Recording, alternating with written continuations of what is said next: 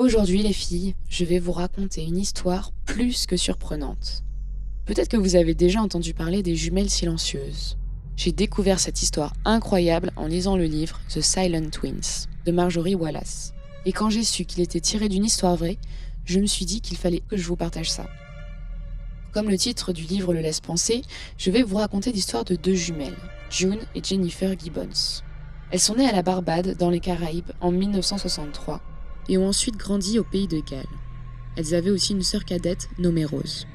Lorsqu'elles sont entrées à l'école, c'étaient les seules filles noires de l'établissement. Peut-être dû à un traumatisme d'exclusion, les deux jeunes enfants ont révélé des troubles du langage. Elles ont décidé de ne communiquer qu'avec leur famille, et elles ne disaient donc plus un mot aux gens extérieurs. Leurs parents tentaient de justifier ce comportement étrange en disant au monde extérieur « Elles sont juste très timides ». Ce trouble les a alors, malheureusement, encore plus isolées du monde qui les entoure.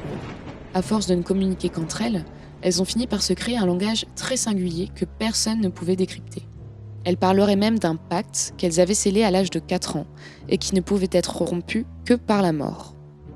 Elles ont donc mis au point leurs propres mots, leurs expressions et un vocabulaire particulier. June et Jennifer se connaissaient vraiment par cœur. Elles arrivaient à communiquer avec leur propre mimétisme et ont même fini par créer une sorte de monde mental pour pouvoir se comprendre qu'entre elles. Elles communiquaient avec leurs parents via des notes glissées sous la porte de leur chambre, où elles écrivaient par exemple « Nous voulons regarder quelque chose ce soir à cette heure, laissez la porte ouverte s'il vous plaît ».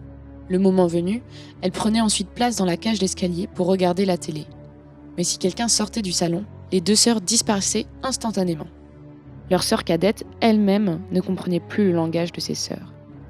Ses parents se sont alors inquiétés, ce qui est plutôt normal vous allez me dire, et donc ils ont décidé d'emmener les jumelles voir des spécialistes pour que leur fille s'adapte à leur entourage et réussissent enfin à créer des liens avec le monde extérieur. Mais aucune thérapie et médecine n'a réussi à changer ce phénomène chez les deux fillettes.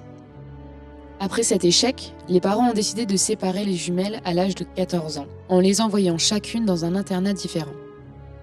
Cette décision ne fera qu'aggraver les choses, bien sûr. Les deux jeunes filles vont tomber, chacune, dans une sorte de dépression où elles n'auront plus aucune motivation et envie. Face à cela, les jumelles seront renvoyées chez elles, mais cela n'arrangera pas non plus la situation.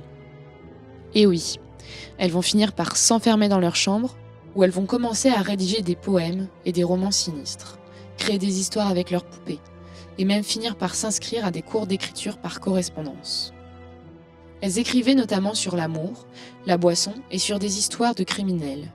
Quelque chose de plus étrange aussi, elles faisaient souvent référence à leur souhait de voir quelqu'un les délivrer. Elles prenaient même l'étrange habitude de se déplacer très lentement et de manière parfaitement synchrone. Elles finissent par sortir de leur isolement à l'adolescence.